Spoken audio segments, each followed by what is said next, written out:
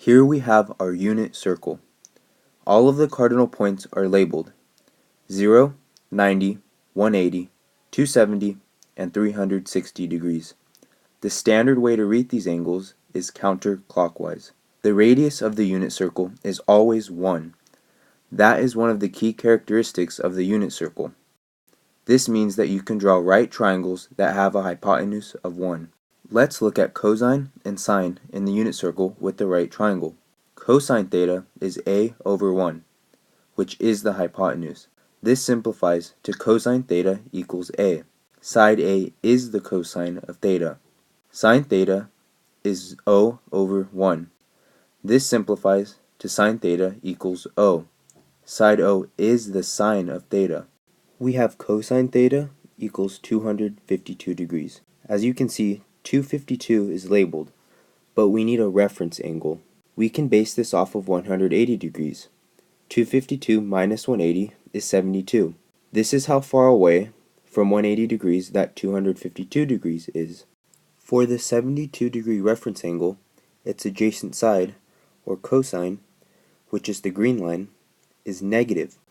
This means that the angle we need to find also has to have a negative cosine value. We then draw another 72 degree reference angle from 180 degrees, but instead subtract it from 180.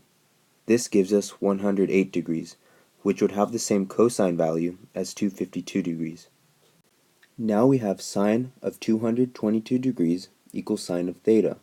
We draw a reference angle for 222 degrees, which is 42 degrees, in the purple triangle. For the purple triangle, the cosine and sine values are both negative.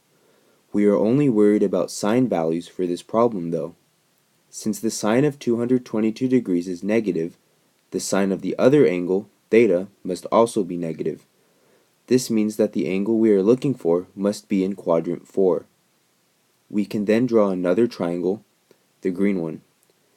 We can then subtract 42 degrees from 360 degrees to get 318 degrees, which has the same sine value as 222 degrees.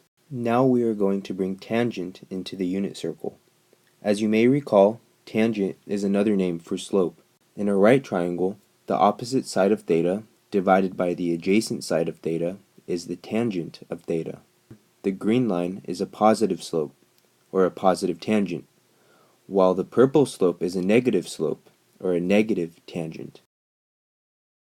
Based on how we have related sine and cosine to theta in the unit circle, we can say that tan theta equals sine theta over cosine theta. This is a trig identity. Now, tan theta is not always 1 in the unit circle. It can be in some cases though. 1 is the radius, which is a length, not a slope. Tan theta equals tan 83. First, we draw a line at an 83 degree angle. This gives us a positive slope. 83 degrees is our reference angle.